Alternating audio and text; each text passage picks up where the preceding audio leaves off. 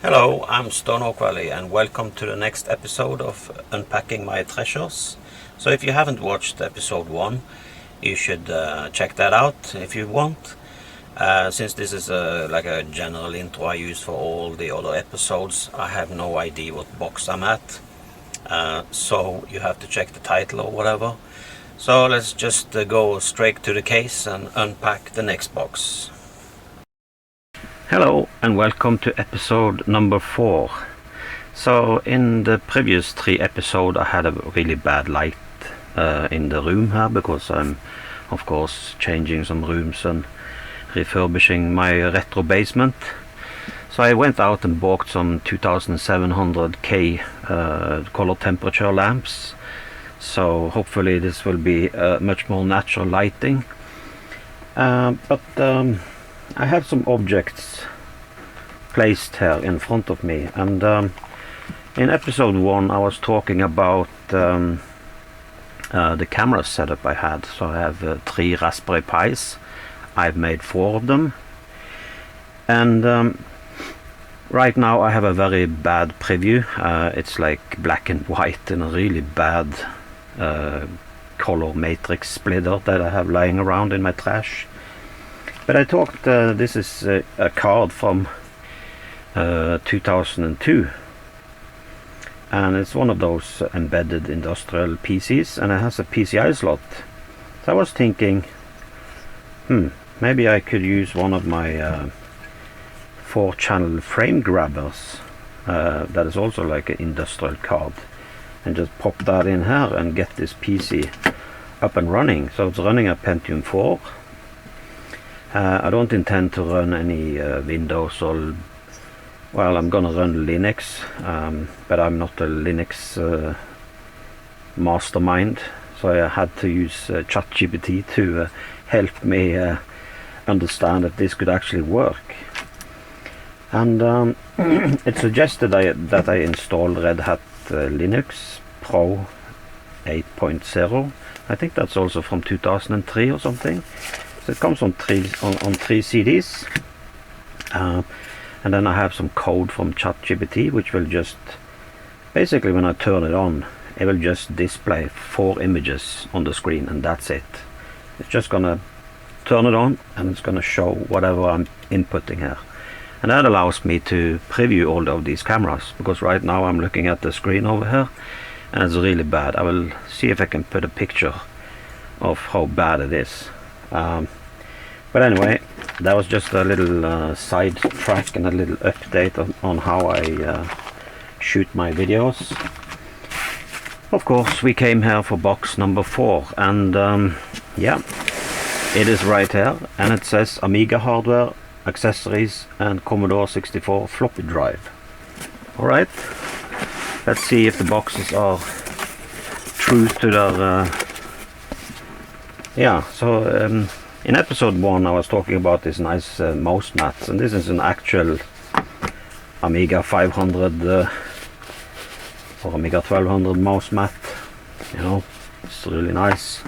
But then I also found this in a flea market.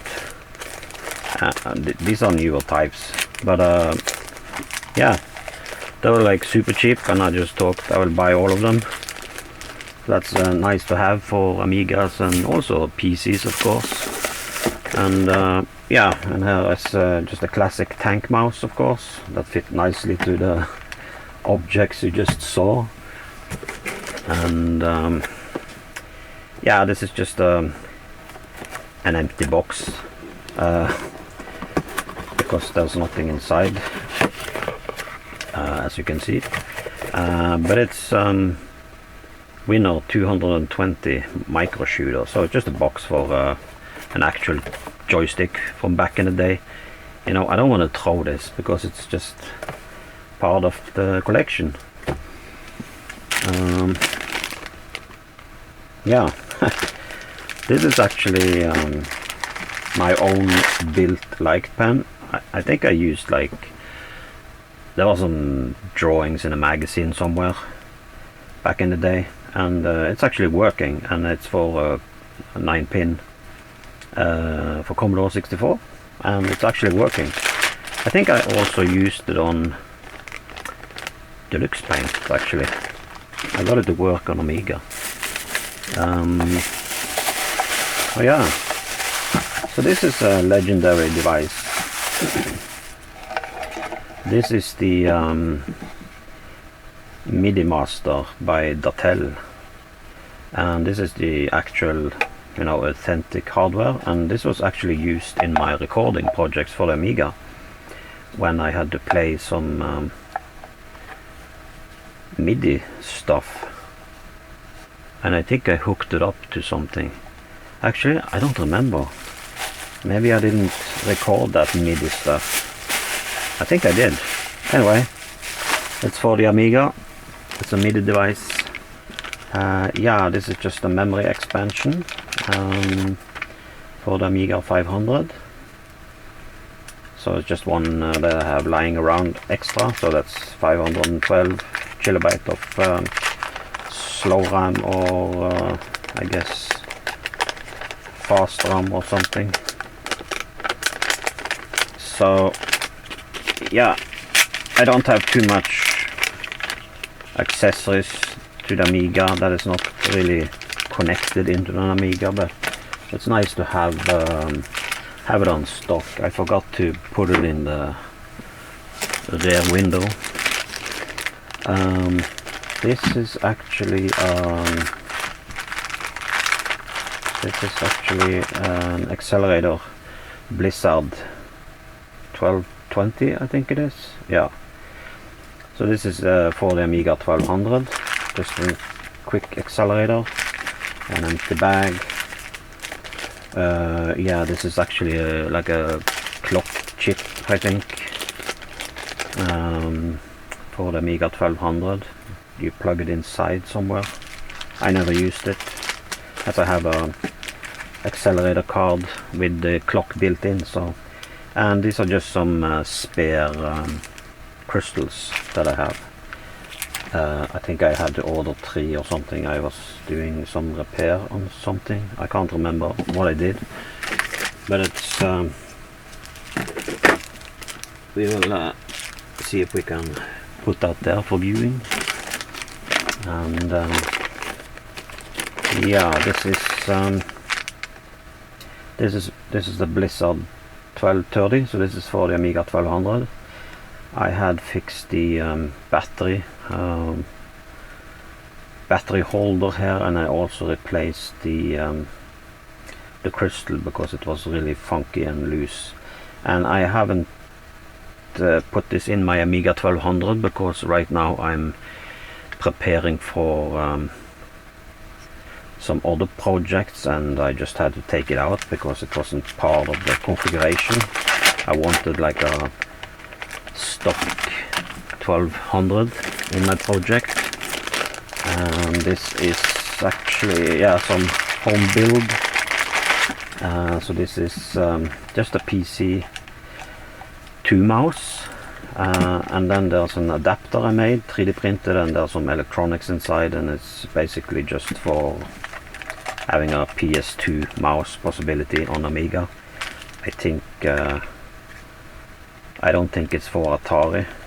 I think I actually configured it to be for the Amiga, but the drawing or the schematics for the circuit, you could actually set a switch and you can use it on Atari as well. And an empty bag. Oh yeah, so this is a newer thing I have bought. There's actually compact flash to Zorro, so you can put it on the side expansion of Amiga 500, and you get basically a bootable hard drive. So I bought 2 of these just a couple of years ago. So this is like one of the newer things I have laying around, and I should probably mention that these cards I found in the Amiga 500 that I found in a flea market, so it's like part of that. I didn't purchase that afterwards. This is also the case with the Blizzard 1230. This was also a part of the Amiga 1200 that I bought for the recording projects back in 2007. And also this 1220 card. I think it was just some parts that came with a thrift store, something.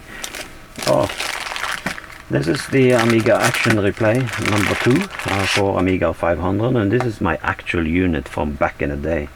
I probably bought this in the 90s, and then I sold it to a friend, and then many years later, probably in 2003 something, 7, I don't remember, I actually got it back from him. So that was really a nice, you know, gift to get it back. I love this. It's still working, so it's really, oh, it's just a classic device. Now there's a big box of big bag of stuff. Yeah,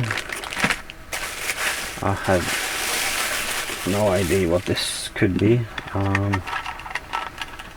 Oh yeah, so this is a power supply for the USB robotics modem.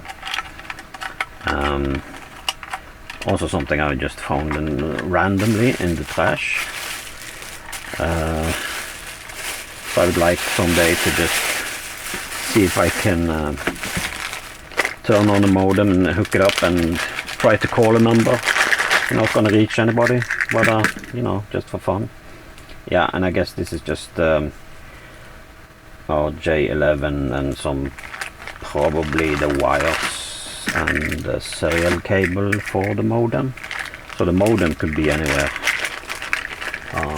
It might be in this box actually. So I just need to put this shit back. Yeah. Just a regular newer type of power brick for USB. I use it for powering up, yeah, newer devices or anything. Oh yeah, and this is actually item I bought on eBay many years ago. So this is the color pick. It's frame grabber, so it digitized, you know, it digitized images, or you know, from a composite video. And also there's a antenna thing. Yeah, and this one is actually working. I have tested it, and there's a bunch of controls, like brightness, contrast, saturation, and NTC. So it is working with PAL. I didn't check, you know, when I bought it, like maybe it should fit the PAL system or whatever. I just had to buy something. Yeah, and these are just 2 Amiga 500 TV modulators, so these are both working. I think I repaired one of them. Basically it was just a loose cable or something. And now we are getting into part of my frame grabber. So I have a bunch of these collected by purpose, because I had one of these back in the day, in the 90s. I used it a lot, and I bought the Video Amiga and the Video Chrome for Amiga 500, and I think when I got the Amiga 1200, I think it was like not supported or unstable or something. So I ended up buying another one back in those days, but I sold everything. But I bought this on eBay many years ago, very cheap. Nowadays I guess they are kind of okay price still. And that was the original Video, and this is the Video Amiga 12 real time. So that's just an upgrade. This is probably what I had on the Amiga 1200. And there's another one. It's a Video Amiga 24 real time, so that's 24-bit, and the other one was 12-bit. So it can capture images in higher quality. Let me see. Yeah, and this is the companion to this one, because I think this one was actually black and white, 16 colors. But if you added this, you could also do color digitizing with a color wheel, I think, that you had to put in front of the camera. So let's see what's in here. Video com manual, VD RGB, guarantee card, yeah, and some product warranty. I bought this on eBay also. I have the original discs and battery charger. Yeah, so that's the power supply, and this would be the actual unit feature connector. I don't know if you can see that, but yeah,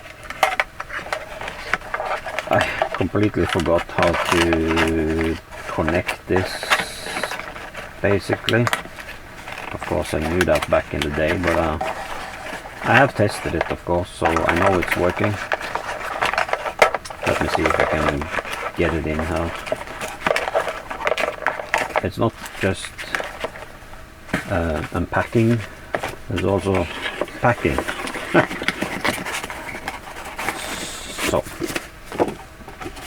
and we will take a closer look at the box, if I can squeeze this in here. Okay. Yeah, BD RGB is an electronic filter which takes a color video signal and separates it into 3 primary colors: red, green and blue, allowing each to be digitized. Yeah, this is really a cool box and a fantastic hardware. And yeah, here we have another classic item. So this is the Alcotini stereo sound sampler, and this is made by a Danish company, Amitech. And I had this is my first sampler back in the day on the Amiga 500. I also had some other sample, I forgot the name, Pro Sound or something, but this was really my favorite. It was really good, and I couldn't resist buying this. Yeah, I think it's like 12 or 15 years ago now, because I sold my original one, so this is not my original one, but it's the same device that I used to have. So that is also part of my my collection, is to try and purchase those items that I really loved and had back in the day. But I'm also willing to expand the collection and go into things that I always wanted, maybe, or that I was curious about. And there's another Video Amiga frame grabber, so we should open this up. I also bought this on eBay many years ago. So that's the Video Amiga. Maybe this is the original one. Yeah, actually I think the black one. I lost track of all of these. I'm not sure which one does what anymore. But I think this is the actual, this is the first one. So this only takes black and white, or grayscale. And I have some floppy disks. And then you will connect the video chrome, which is in the zoomed up camera there, to this one, and then you could capture also color images from video or camera, or yeah, any kind of video input. Yeah, nice. Could we put that there? And then we have, there's the actual modem. So this one is working, but of course it's very difficult to test these and call up a base, right? Because we don't have landlines here in Norway anymore. Maybe we could set up some local fake thing that you could call up and fake a phone line with a PC or something. Who knows?